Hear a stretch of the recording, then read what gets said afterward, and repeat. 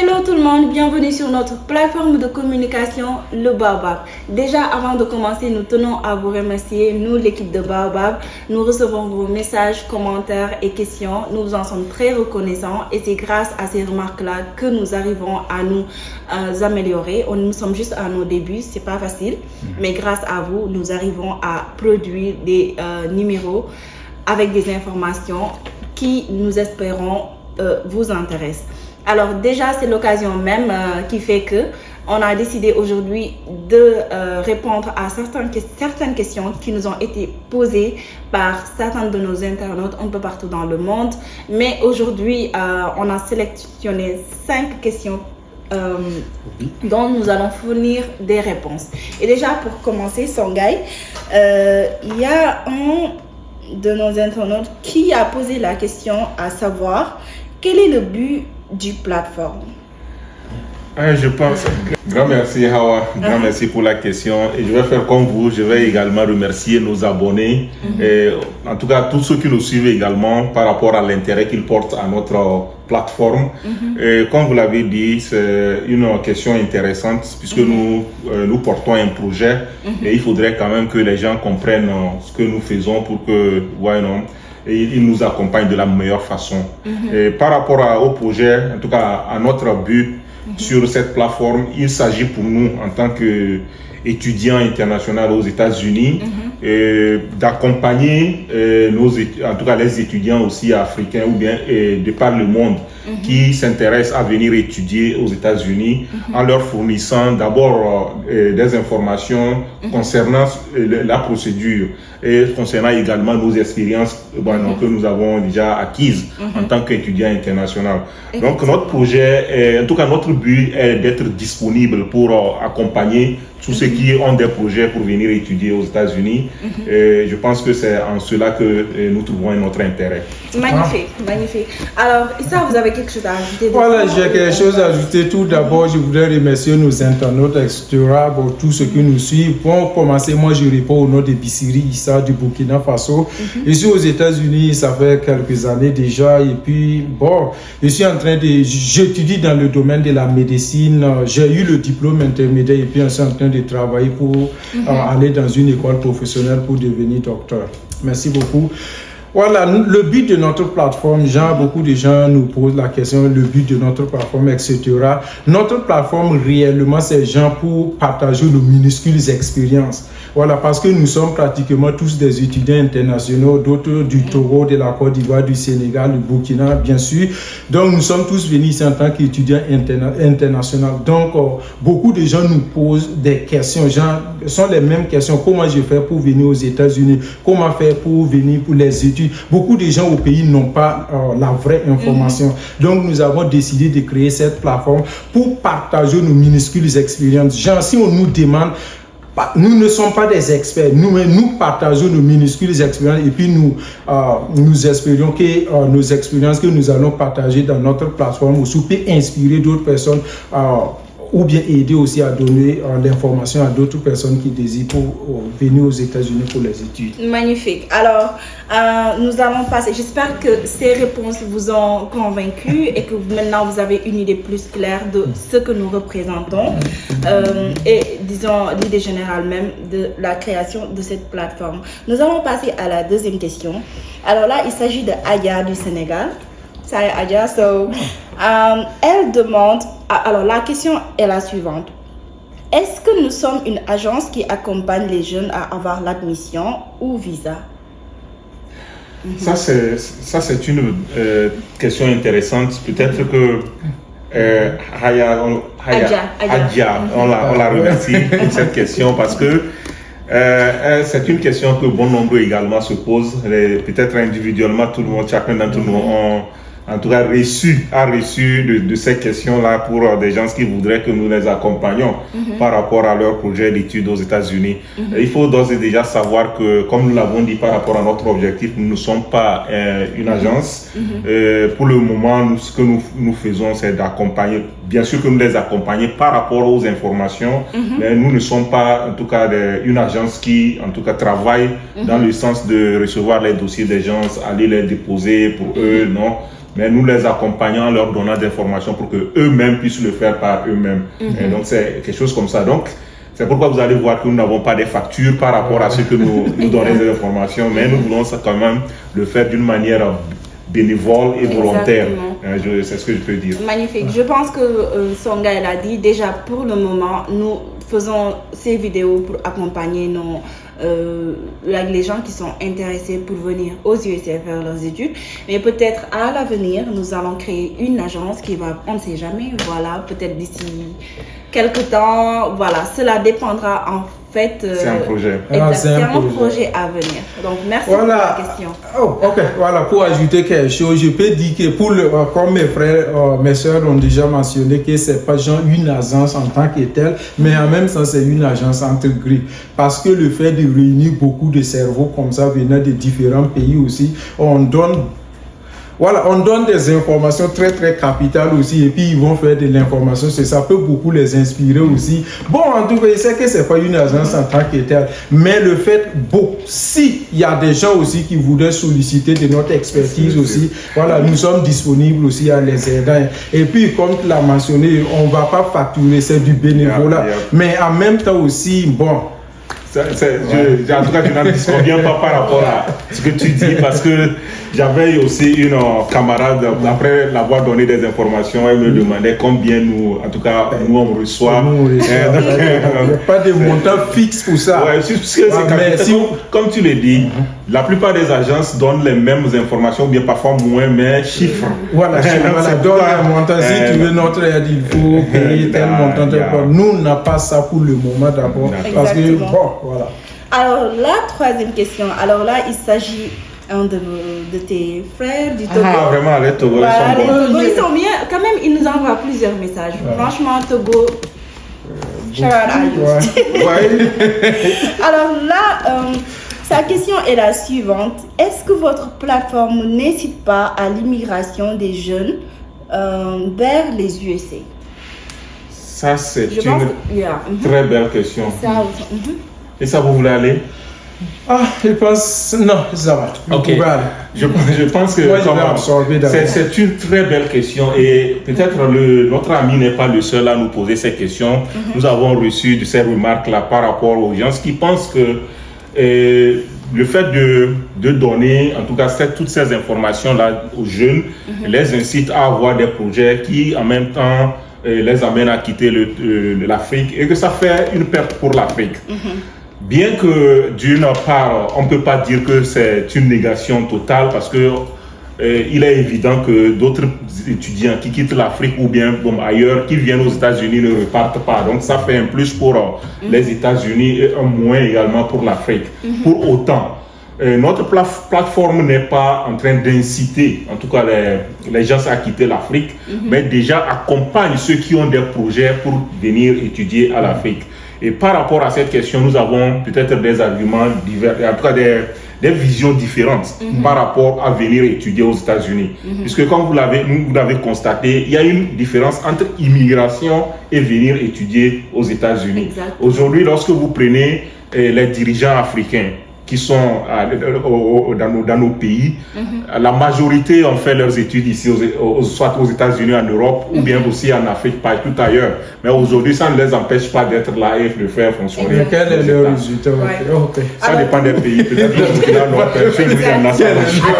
personnellement, j'aimerais répondre à cette question parce que je trouve cette question très intéressante en premier lieu. Et déjà, j'aimerais éclaircir. Nous n'incitons pas les jeunes à quitter l'Afrique pour immigrer et rester aux USA. Il faut savoir qu'il y a une différence entre venir étudier et retourner et venir immigrer. right? Et aujourd'hui, moi, en tout cas, je trouve intéressant de faire ces études en Afrique et de continuer ailleurs. Pourquoi? Parce qu'on parle de la globalisation. Et quand on parle de globalisation, on parle de melting pot, on parle de diversité.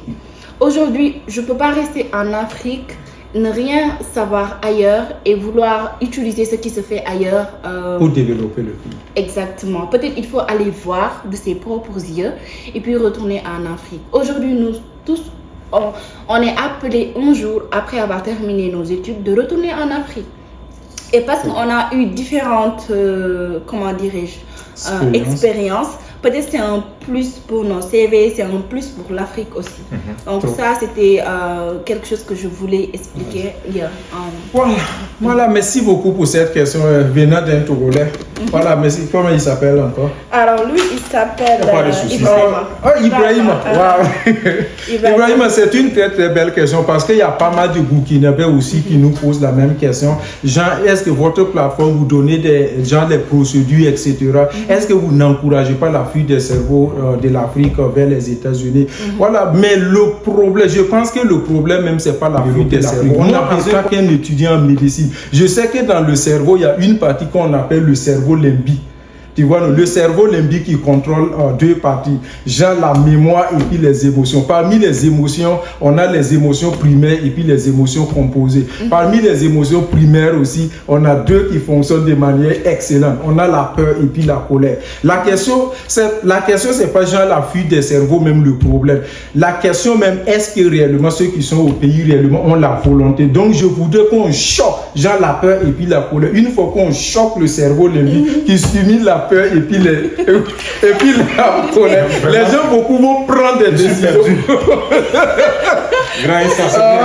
Ok, pas de problème. Voilà, la question c'est pas la fuite des cerveaux le problème. Le problème c'est la volonté même de développer le pensée. Une parenthèse, c'est juste que moi je trouve que aujourd'hui nous ne nous adressons pas aux gens qui ont déjà une éducation de qualité et whatever en Afrique. Si vous trouvez que l'éducation qui vous est fournie en Afrique est égale ici aux USA, je ne trouve pas l'intérêt de vraiment quitter l'Afrique. Exactement. Nous, on parle peut-être des gens qui ont cette envie de voyager. Si vous n'avez pas cette envie de voyager, rien ne sert de quitter l'Afrique pour venir aux USA. Il faut avoir déjà l'ambition de dire, hey, je vais quitter mon pays pour partir dans un autre pays, sachant que c'est pas du tout de l'oseille, c'est pas du tout quelque chose qui est facile. Il y a des difficultés qui se présentent. Il faut vraiment être prêt à faire face à des challenges. Donc voilà, c'est pas donné à tout le monde. Ce que j'ai voulu ajouter, c'est que le fait de dire que, c'est-à-dire d'encourager, en tout cas de donner des informations aux gens qui sont disponibles à venir, ne voudrait pas dire également qu'il n'y a pas d'université en Afrique où ils peuvent aller, ou qu'il n'y a pas de formation. Peut-être que la qualité des formations sont discutables, mais également il faut savoir qu'il y a des universités qui accueillent des étudiants africains. Et lorsque vous allez moi j'ai eu la chance de faire jusqu'à la maîtrise en Afrique, donc je connais un peu le visage des universités que nous avons. Parfois ce sont des universités qui ne sont pas vides, ce sont des universités parfois même trop pléthoriques.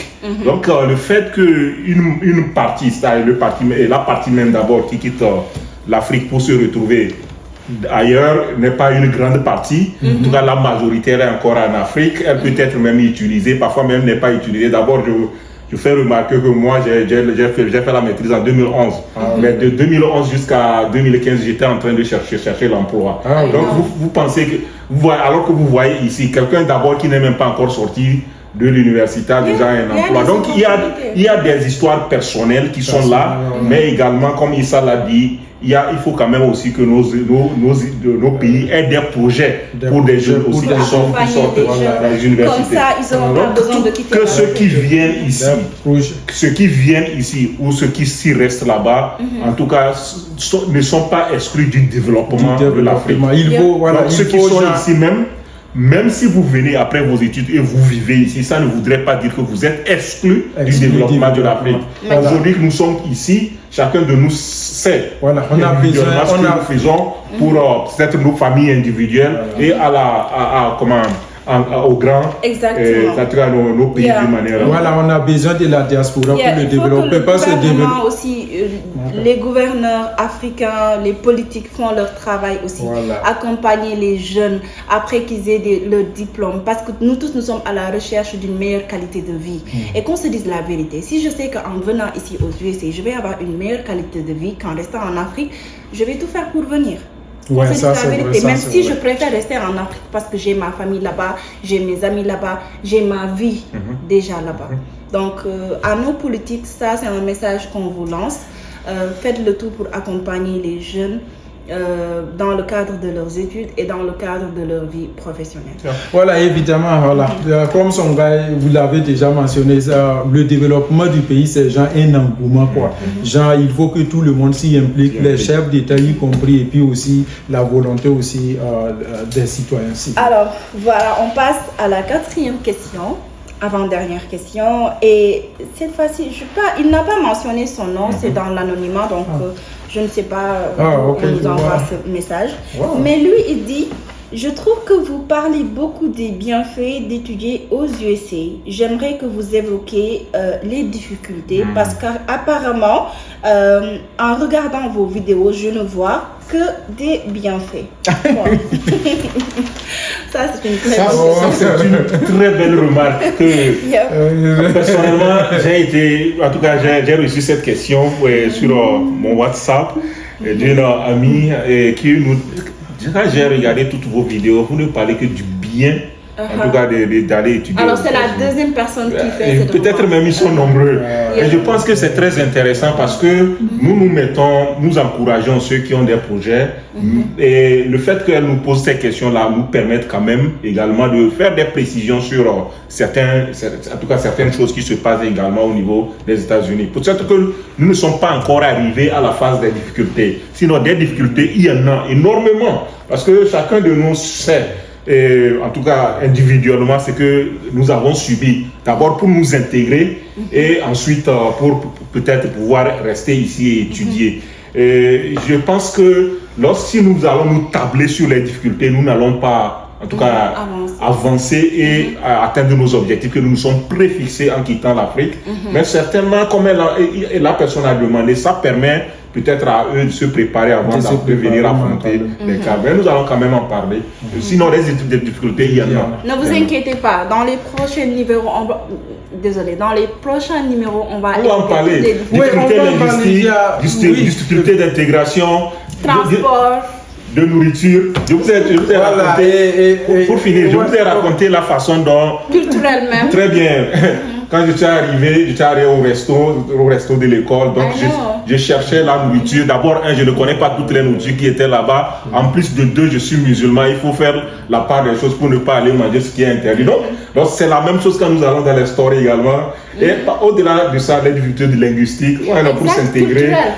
L'argent, surtout le nerf de la guerre, comment financer ses études, tout ça, là sont des difficultés. On va revenir à ça. Je peux ajouter quelque chose. Jean, concernant les difficultés, merci beaucoup pour la question. Bon, évidemment, depuis là, on est en train de parler seulement, on pense que voilà, tout c'est du miel partout, voilà, rose partout, merci.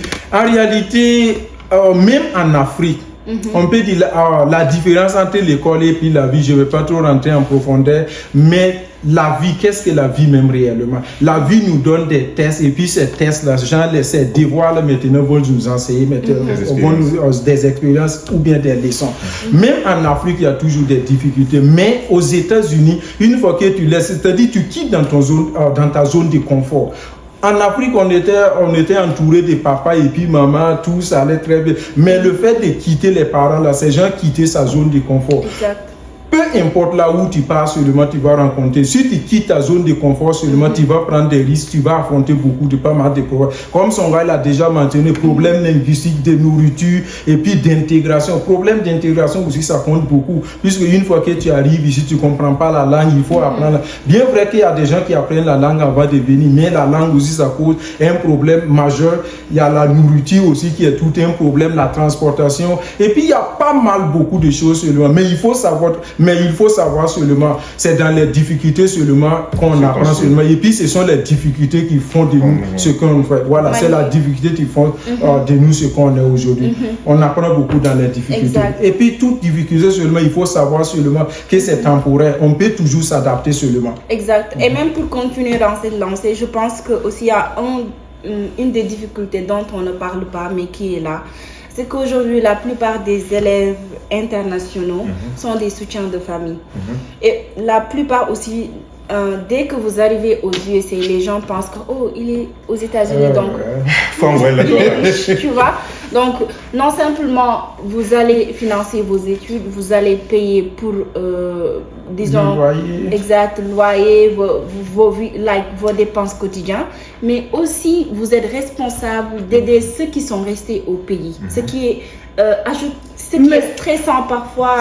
C'est ça. Exactement. Évidemment, pour ajouter, mais tout dépendra de quel étudiant, puisqu'il y a des gens qui viennent de familles très aisées. Une fois arrivés aux États-Unis, parle des gens fait, qui n'ont des pas gens de façon générale seulement. Voilà, on est amené seulement. On parle de Issa. Oui, je vois. Et de façon générale, c'est que c'est une fois que tu arrives ici, tu vas aider sa famille. Je connais pas mal d'étudiants burkinabés en particulier qui ont rencontré ces genres de difficultés, qui ont dû abandonner les études à cause de la pression familiale. Une fois qu'ils arrivent aux États-Unis, ils doivent payer, comme on l'a déjà mentionné, la nourriture, le loyer, l'école, bien vrai qu'il y a le sponsor aussi qui les aide à payer. Mais il faut savoir toujours seulement qu'il y aura toujours des imprévus seulement. Il y aura toujours des imprévus. Et puis, je connais pas mal, beaucoup de mes frères qui ont dû abandonner les études aussi à cause de la pression familiale. Parce que la famille, à chaque fois, envoie l'argent.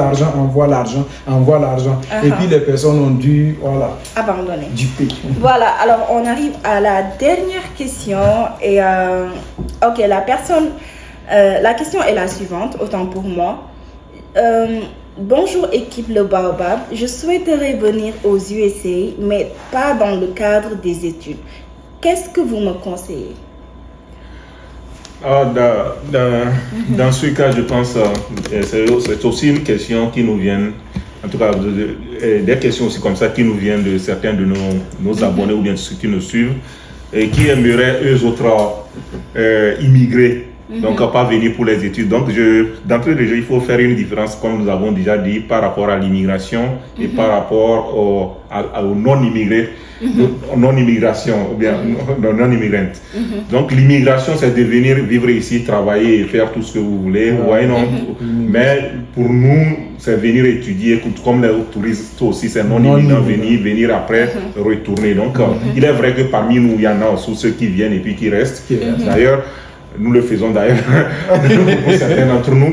Donc, ce qu'il faut savoir, nous ne sommes pas une agence d'immigration. Comme nous l'avons déjà mentionné, nous ne sommes pas également une agence, comme nous l'avons dit, pour les étudiants internationaux, mais nous sommes là seulement pour donner des informations. Et nous donnons des informations que sur les expériences que nous-mêmes nous avons. C'est-à-dire nos expériences sont basées sur le fait que nous avons été des étudiants internationaux ou bien nous sommes encore des étudiants internationaux. Donc ce que nous savons, c'est ce que nous donnons. Si quelqu'un a besoin d'immigrer, je pense que c'est d'autres canaux qu'ils doivent utiliser. Il y a des agences d'immigration qui sont là, il y a des informations au niveau des ambassades des États-Unis. Si c'est aux États-Unis qu'ils veulent venir, ils n'ont qu'à aller lire. Et par rapport au type de visa dont ils ont besoin, il y a des types d'informations. Parce que quelqu'un qui veut venir en tant que travailleur dans le cadre de diversity visa. L'autovisa, non. C'est différent de quelqu'un dont le mari ou bien la femme vit ici et on veut l'amener comme dans le cadre familial, c'est différent. Ou bien quelqu'un d'autre qui veut venir en tant que diplomate. Donc, les divisions sont différentes dans ce cadre. Et nous ne sommes pas très qualifiés pour ça. Exactement. Alors, je pense que Songai a très bien répondu à cette question. Moi, en tout cas, je n'ai plus rien à y ajouter. Ça a été clair. Issa, est-ce que... Voilà, je pense que Songai a déjà tout résumé. Voilà, nous ne sommes pas une agence qui traite les questions d'ordre immigration, etc. Voilà, nous sommes tous des étudiants. Nous sommes venus des différents pays africains. On s'est retrouvés ici. Beaucoup de nos compatriotes depuis le pays cherchent des informations. Souvent, ils n'ont pas la vraie information pour venir. Souvent aussi, ils ont des difficultés aussi pour trouver la bonne information. Donc nous avons décidé de créer cette plateforme seulement, genre pour partager nos minuscules expériences. Voilà, parce qu'on a vécu dans différentes villes, on a vécu beaucoup de difficultés, genre beaucoup d'expériences, genre chacun a vécu ses propres expériences. Voilà, donc nous avons décidé de créer cette plateforme pour partager nos expériences seulement. Et puis eux, ils vont faire de l'information ce qu'ils vont et ce qu'ils veulent maintenant. Donc nous ne sommes pas genre une agence comme ça qui traite les questions d'ordre immigration comme on est venu aux États-Unis. Non, c'est genre dans le cadre scolaire, dans le cadre des études seulement que nous traitons. Peut-être à la longue, dans le futur, on peut créer aussi, on peut avoir aussi d'autres projets aussi qui traitent les questions d'ordre immigration. Mais pour le moment, c'est dans le cadre des études. Voilà. Peut-être, c'est peut-être, je ne sais pas si c'est une excuse que je voudrais lancer à l'endroit de ceux qui individuellement nous envoient des messages, parfois à travers Messenger ou bien parfois d'autres canaux, individuellement pour nous poser des questions sur les questions également, en tout cas l'immigration ou bien les questions des études internationaux, les étudiants internationaux. Parfois, nous n'avons pas le temps de répondre à toutes les questions. Donc, si quelqu'un nous pose des questions et il voit que nous n'avons pas pu donner la réponse, certainement qu'ils peuvent aussi nous rappeler, puisque parfois, il arrive que nous oublions. Donc, il ne faut pas dire qu'on vous a négligé. Non, on vous néglige pas. Et ce ne sera pas la dernière fois qu'on va faire des questions-réponses. Je pense qu'on va revenir sur... Exactement. Fréquemment, on va faire ce genre de numéro où on va répondre aux questions qui ont été posées par des, comment dirais-je, des intervenants. Des sollicitations. Voilà. Alors, merci beaucoup. Non, avant de conclure, je pense qu'on avait essayé de... il y avait... je pense que c'est un frère burkinabé qui a dit de les donner, chacun d'entre nous donne une leçon de vie. Genre une phrase ou deux phrases comme ça. Genre donne une leçon comme ça. Moi, grand sœur Hawa, j'ai voulu donner une leçon de vie. Mais étant donné, je ne suis pas burkinabé, je suis togolais. Aujourd'hui, comme c'est un burkinabé, je vais laisser la chance à Issa de répondre. Moi, j'avais oublié les questions, disons, leçons de vie. Mais comme vous avez évoqué les leçons de vie, ok, c'est à votre tour aujourd'hui. Une leçon de vie. Comme leçon de vie, moi, je ne suis pas un expert. Je vais vous raconter une petite histoire en quelques secondes seulement. Il y avait eu un professeur au Burkina Faso qui a numéroté les des boules. Ce sont des petites boules comme ça. Il a écrit le nom de chaque élève. Il y avait environ trentaine d'élèves comme ça. Il a juste mis le nom de chaque élève seulement dans une boule respective. Et puis il a mélangé ça. Et puis il a dit en même temps à tous les élèves là, que chacun prenne sa boule. Donc les élèves là se sont bousculés et puis à la fin, chacun se retrouve avec une boule qui n'est pas la sienne. Donc le professeur a recommencé l'expérience, mais cette fois-ci en disant, quand tu prends une boule et puis c'est pas la tienne, cherche la personne là et puis tu donnes. Donc en quelques minutes ou bien en quelques secondes seulement, chacun retrouve sa boule. Donc comme leçon de moralité dans cette petite expérience, on trouve toujours notre bonheur seulement dans le bonheur des autres. Voilà, il faut toujours en fournissant, en aidant les gens à atteindre leurs objectifs, à trouver leur bonheur. C'est dans ça aussi nous trouvons aussi notre bonheur aussi. Parce qu'on dit toujours quand vous aidez, une fois qu'on aide l'humain, l'être humain est un appendice même de l'humanité et l'humanité sera toujours reconnaissant des actions que vous avez posées. Magnifique. Tu viens vraiment un homme intègre. Exactement. Là, je vois le sage. Ok, le sage a parlé. Merci beaucoup. Ce fut un plaisir, les gars. J'espère que on a assez bien répondu aux questions qui ont été posées. Nous allons vous revoir dans d'autres numéros consacré aux questions-réponses. D'ici là, portez-vous bien et n'hésitez pas à vous souscrire, à aimer, à commenter et à nous envoyer vos suggestions et questions. Allez, à très bientôt. Voilà, merci beaucoup.